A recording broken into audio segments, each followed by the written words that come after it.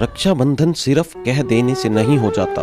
असली रक्षाबंधन वो है जो आपके अपनों को हौसला दे, आपके प्यारों की सचमुच रक्षा करे, बीमारियों से, दुखों से, अकाल मौत से। हर साल इसी रिश्ते की एक नई गांठ बांधी जाती है, पर क्या सचमुच भाई की रक्षा हो पाती है? क्या बहन की रक्षा भाई कर पाता है? क्या भाई बहन का प्यार बना रह जाता है? अगर ऐसा होता तो कभी कोई भाई मरता ही ना ही किसी भाई की बहन का बलात्कार होता। हिंदू समाज हर साल रक्षाबंधन मनाता है। समाज को चाहिए कि इत्मीनान से, आराम से देखें, सोचें कि सच में वो क्या है जिससे हर भाई और बहन की रक्षा हो, जिससे किसी बहन की तरफ कोई गैर मर्द गलत नजर से न देखे, किसी भी बहन का रेप ना हो, कोई भी भाई या बहन बीमारियों से ग्रस्त ना हो, भाई या बहन अकाल मौत ना मरे। वो पूर्ण परमात्मा है जो सच में हर किसी की रक्षा कर सकता है। वो पूर्ण परमात्मा है जो जानता है कि कौन किस कारण से दुखी है, उसे कैसे सुखी करना है। वो पूर्ण परमात्मा है जो हमेशा सबको सुख, धन और तमाम खुशियां दे सकता है, लेकिन किसी से लड़ता नहीं, किसी पर एहसान नहीं जताता। भारत में हर वर्ष रक्षाबंधन के दिन लाखों भाई किसी न किसी कारण अपनी जान गंवा बैठते हैं। राखी बंधवाने के बावजूद हजारों भाई अपनी बहन की रक्षा करने में विफल रहते हैं, लेकिन सही मंत्र की शक्ति और रक्षा सूत्र की शक्ति देकर संत रामपाल जी महाराज ने लाखों भाई बहनों को आध्यात्मिक ज्ञान के जरिए सुरक्षित और सुखी करके एक अनोखी मिसाल पेश की है।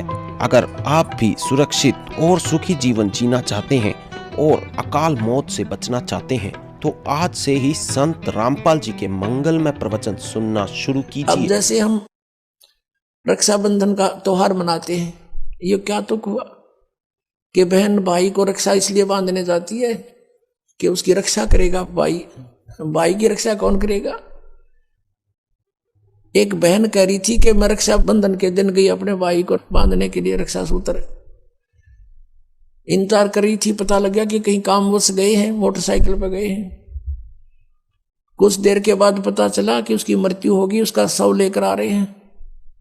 जिस भाई से मैं अपनी रक्षा के लिए गई थी उसकी रक्षा भी नहीं हो पाई, वो अपने नहीं कर सका।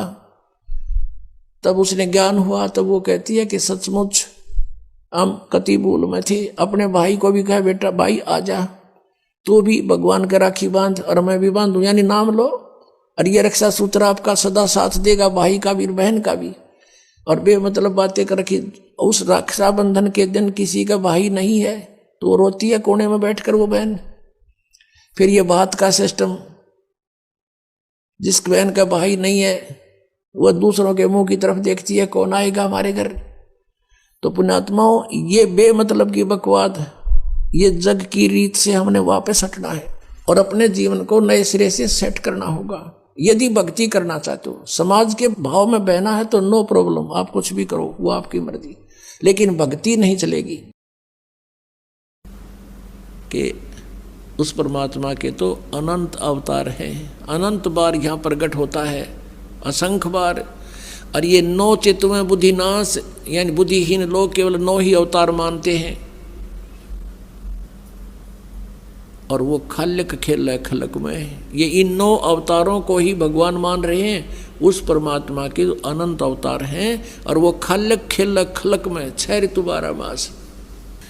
और भगवान क्या बताते हैं, जहाँ जन की महिमा सुनो ता मैं गमन करंत, वो तो नगर निश्चिंत बसो जहाँ मेरे प्यारे संत। अब जो वेद बताते हैं वो परमात्मा गति करके आता है और हमारे आध्यात्मिक यज्ञ में आता है, आध्यात्मिक अनुष्ठानों में भी वो गुप्त रूप में रहता है और अच्छी आत्माओं को आकर मिलता है। और वो परमात्मा स्वयं भी कहते हैं, जहाँ जन से महिमा सुनो, जहाँ मेरी महिमा चलती है, जहाँ मेरा ज्ञान प्रचार होता है, तहाँ मैं गमन करंत, वहाँ मैं पहुँच जाता हूँ। एक पल में पहुँचूंगा, क्षण एक में जन अपने के काज, हिरण्यकशिपु जो मार दूं और नरसिंह धर लूं साज। तो यहाँ परमात्मा कहते हैं, जहाँ जन से महिमा सुनो तहाँ मैं गमन करंत, वहाँ पहुँच जाता हूँ गति करके। और वो तो नगर निश्चिंत रहो जहाँ मेरे प्यारे संत। जहाँ मेरी प्यारी आत्मा है, कहते हैं उस नगरों को भी हानि नहीं होने दूंगा। पवित्र बाइबल में लिखा है, एक जगह कहते हैं एक व्यक्ति के पास भगवान पहुंच गए और उन्होंने कहा कि ऐसे ऐसे उस नगर में बहुत हाहाकार मच रही है और लोग अन्यायी हो गए हैं, उस नगर को मैं नाश करूंगा। तो उस भगत ने पूछा कि प्रभु, यदि उस नगर में आपके 10 भगत होंगे, क्या तुम फिर भी उनको नाश कर दोगे? कि नहीं, यदि मेरे 10 भगत भी होंगे तो भी उस नगर को मैं नाश नहीं करूंगा। फिर पूछा कि वहाँ आपके यदि 2 भक्त होंगे तो भी नाश कर दोगे? कि नहीं, मेरा 1 भक्त भी होगा तो भी मैं उस नगर का नाश नहीं करूंगा। तो पुण्यात्माओं, यहाँ वही परमात्मा कहते हैं, जहाँ जन की महिमा सुनो तहाँ मैं गवन करंत, और वो तो नगर निश्चिंत रहो जहाँ मेरे प्यारे संत। अब पुण्यात्माओं, 1 भगत के कारण भी एक नगरी बसी रहती है, तो वो कितने निकम्मे आदमी हैं। तो इसलिए कहते हैं, संत ना होते जगत में तो जल मरता संसार। तो परमात्मा हर युग में रहते हैं, हर पल में रहते हैं, लेकिन वो उस समय उनका जो सतीथि होती है वो गुप्त रहते हैं, उनको कोई पहचान नहीं सकता। ना तो आग ला दे काल यहाँ पे, वो परमात्मा इस जो है जलते हुए काल के लोक में बर्फ का काम करते हैं यहाँ। और परमेश्वर ने प्रत्येक ब्रह्मांड में अपना एक गुप्त स्थान बना रखा है, जैसे राजदूत भवन होता है, और वहाँ रहने से भी हमें बहुत राहत यहाँ मिल रही है। तो पुण्यात्माओं, ये काल है, और काल आपने देखा होगा गीता जी में अपना विकराल शरीर दिखाता है, रूप दिखाता है, जो अर्जुन जैसे योद्धा भी कांप जाते हैं, थर थर कांप रहे होते हैं, और उसने हम भगवान मान रहे थे। नमस्कार सर। नमस्कार सर। सर क्या नाम है आपका? सर हेमेंद्र यादव। सर कहाँ से हैं आप? सर ग्राम रायपुरा, तहसील कसराव, जिला खरगोन, मध्य प्रदेश से। सर संत रामपाल जी महाराज से नाम दीक्षा आपने कब ली? सर संत रामपाल जी महाराज से नाम दीक्षा हमने 20 मार्च सन 2016 में ली। संत रामपाल जी महाराज से नाम दीक्षा लेने से पहले आप क्या भक्ति साधनाएं करते थे? सर संत रामपाल जी महाराज से नाम दीक्षा लेने से पहले हम समाज में प्रचलित जो पारंपरिक पूजा पाठ होती थी वही करते थे, और शिव जी को जल चढ़ाना, दूध चढ़ाना, और हनुमान जी के मंदिर में अगरबत्ती लगाना, इस प्रकार की पूजा करते थे। साथ में हम तीर्थ जाना, व्रत करना और श्राद्ध निकालना, इस प्रकार की पूजा पाठ भी करते थे। सर इतनी सारी भक्ति साधना करने से आपको क्या लाभ प्राप्त हुए? सर इतनी सारी भक्ति साधना करने से हमें कोई लाभ नहीं हुआ, उल्टी हानि हुई। संत रामपाल जी महाराज की शरण में आप कैसे आए? बचपन से ही भक्ति में आस्था थी और ईश्वर की तलाश थी। हमने साधना टीवी पर उनका सत्संग देखा, और सत्संग में उन्होंने बताया आध्यात्मिक ज्ञान जो हमें अच्छा लगा। वो वेदों, शास्त्रों, गीता, पुराण, बाइबिल सभी से प्रमाणित ज्ञान दे रहे थे। वो संत रामपाल जी महाराज ने जब बताया तब पता चला, तो हमें विश्वास नहीं हुआ, और फिर उसमें प्रमाण देखने के लिए हम अंदर से गीता उठा के लाए और गीता को मैच किया संत रामपाल जी महाराज के अनुवादित गीता से, और वैसा का वैसा एज इट इज़ उसमें लिखा हुआ पाया। तब हमें पूर्ण विश्वास हुआ, जो आज तक किसी संत महंत ने हमें नहीं बताया। और फिर हम कुछ दिन तक सत्संग सुनते रहे, ज्ञान अच्छा लगा, और हमको इतना विश्वास हो गया दृढ़ कि पूरी पृथ्वी पर इनके अतिरिक्त तो और कोई तत्वदर्शी संत नहीं है। तत्वदर्शी की पहचान भी पता चली वहीं से हमें। और फिर कुछ दिनों बाद हमने संत रामपाल जी महाराज से नाम दीक्षा ली।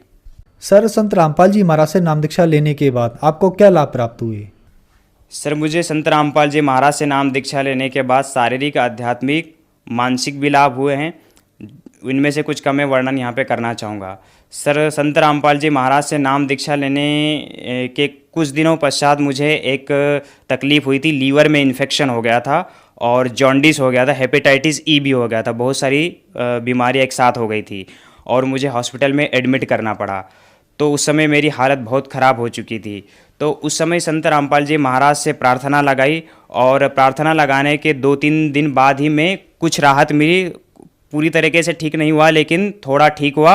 और फिर मुझे भक्तों ने बताया कि आप गुरुजी के दर्शनार्थ के लिए आप हिसार जाएं, तो परमात्मा से प्रार्थना करना, तो आप ठीक हो जाओगे। तो मेरी ऐसी कंडीशन थी कि मैं हिसार जाने के लायक नहीं था। डॉक्टर ने खाने पीने का मना किया था, दूध पीने का ही बोला था, और कुछ खा पी नहीं रहा था, ऐसी कंडीशन हो गई थी। लेकिन फिर भी मैं परमात्मा को दंडवत प्रणाम करके मैं परमात्मा के दर्शन के लिए निकला। और जैसे ही गया तो रास्ते में मेरे को कुछ भी खाने पीने को मना कर दिया था डॉक्टर ने, लेकिन फिर भी मैं घर से पराठे और फ्राई की हुई मिर्ची लेकर गया था। और मैं कुछ नहीं खा पा रहा था, लेकिन फिर भी मैं ले गया था कि अगर नहीं खा पाया तो रास्ते में किसी और को खिला दूंगा। तो मैं रास्ते में आधी दूरी ही गया था और जितने भी पराठे रखे हुए थे, 8-10 पराठे लेकर गया था, वो मैं सभी रास्ते में ही खा गया और मैं रास्ते में ही स्वस्थ हो गया। संत रामपाल जी महाराज की कृपा से ही ये सब कुछ हुआ है। सर, इसके अलावा एक और लाभ हुआ है।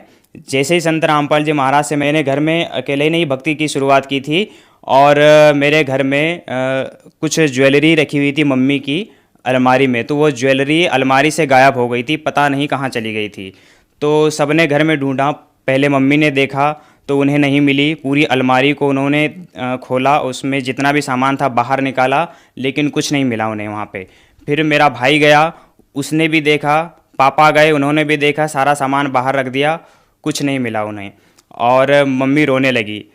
तो मुझे विश्वास था संत रामपाल जी महाराज पर। मैं भक्तों के अनुभव सुनता था, सब भक्त बताते थे किसी को बीमारी में लाभ हुआ है, किसी की चोरी की चीज़ें वापस आ गई है और किसी को कोई आध्यात्मिक लाभ हुआ है। तो ऐसे कई प्रकार के अनुभव मैंने सुने थे। तो मुझे विश्वास था कि कहीं नहीं जाएगी वो चीज़ें, घर में ही होगी या फिर कहीं से भी होगी, तो मैं गुरुजी से प्रार्थना करूँगा तो सब आ जाएगा वापस। तो मैं इतना सोचकर मैं जब अलमारी में देखने गया पहली बार तो वहाँ पे कुछ नहीं था, मैंने भी देख लिया, कुछ नहीं मिला। फिर मैंने गुरुजी संत रामपाल जी महाराज के आगे दंडवत प्रणाम किया, उनकी तस्वीर के आगे दंडवत प्रणाम किया और उनसे प्रार्थना की कि गुरुजी मेरी मम्मी की जो भी ज्वेलरी है जहाँ भी रखी थी आप वहाँ वापस रख दीजिए और मैं वापस दोबारा देखने जा रहा हूँ तो वहीं पे मुझे एज इट इज़ मिल जाए। तो इतना कहकर मैं फिर वापस दोबारा देखने गया तो उस अलमारी में वो चीज़ें जो डिब्बा था ज्वेलरी का जिसमें रखी हुई थी वो वहीं पे वापस मुझे एज इट इज़ मिला हुआ, वहीं पे मिल गया।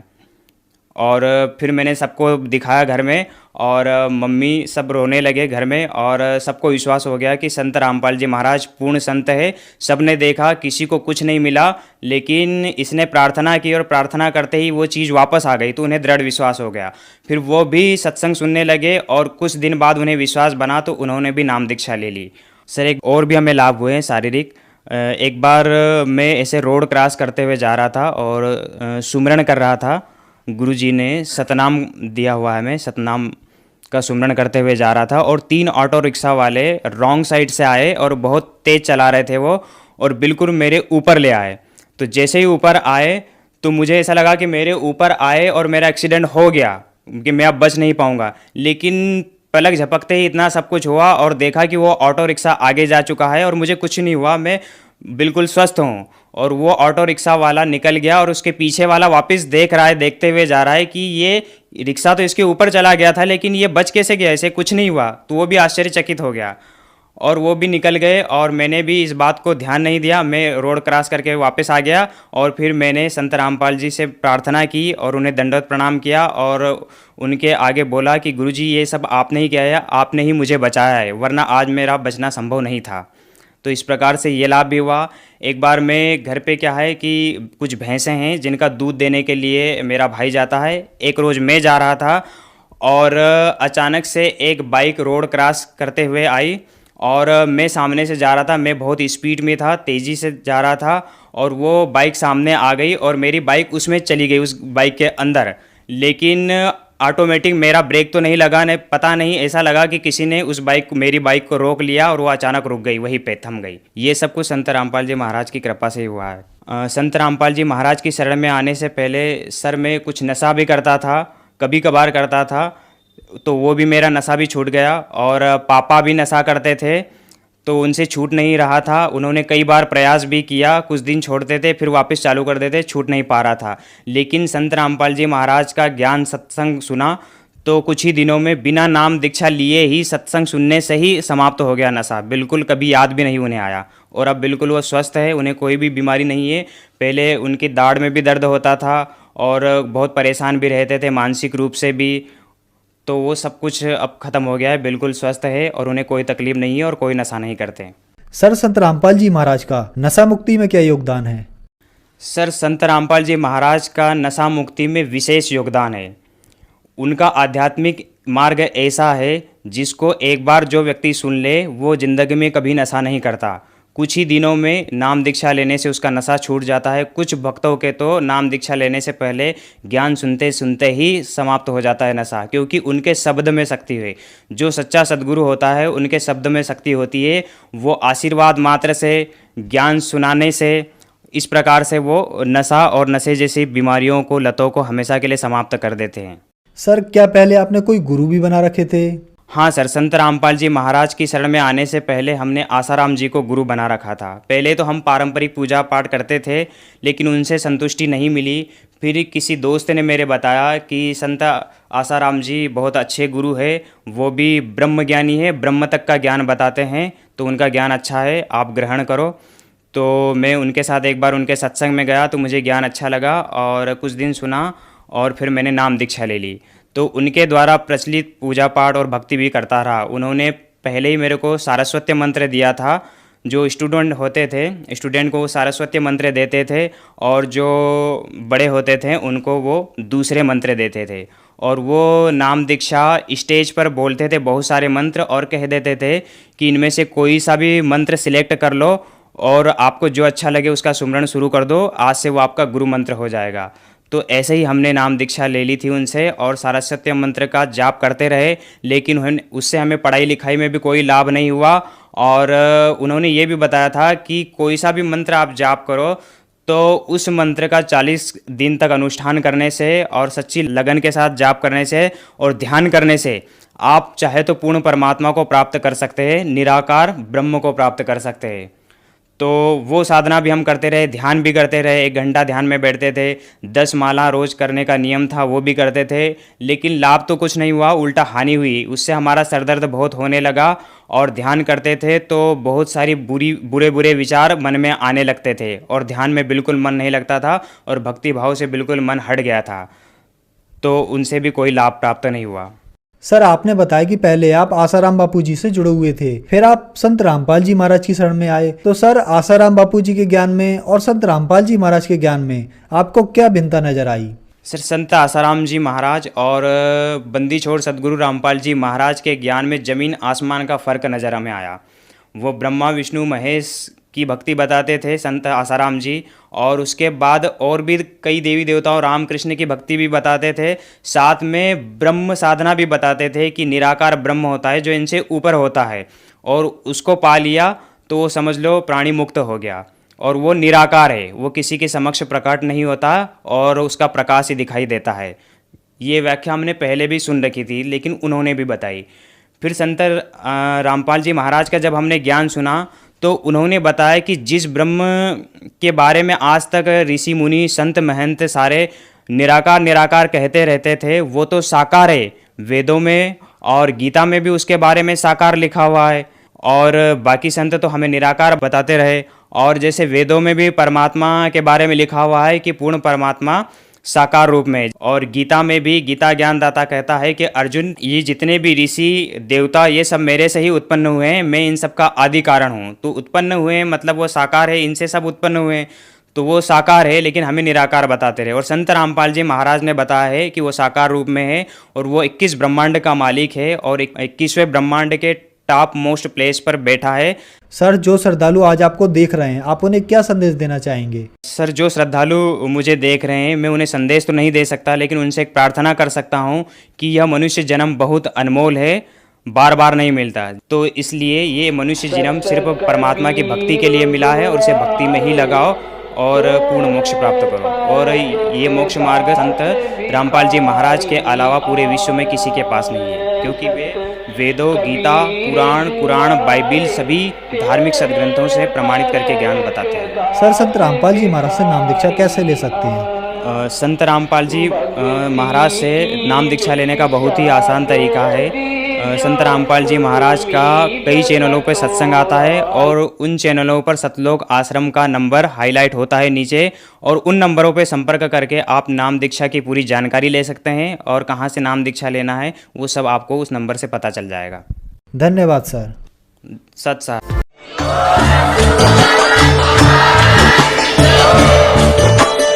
Oh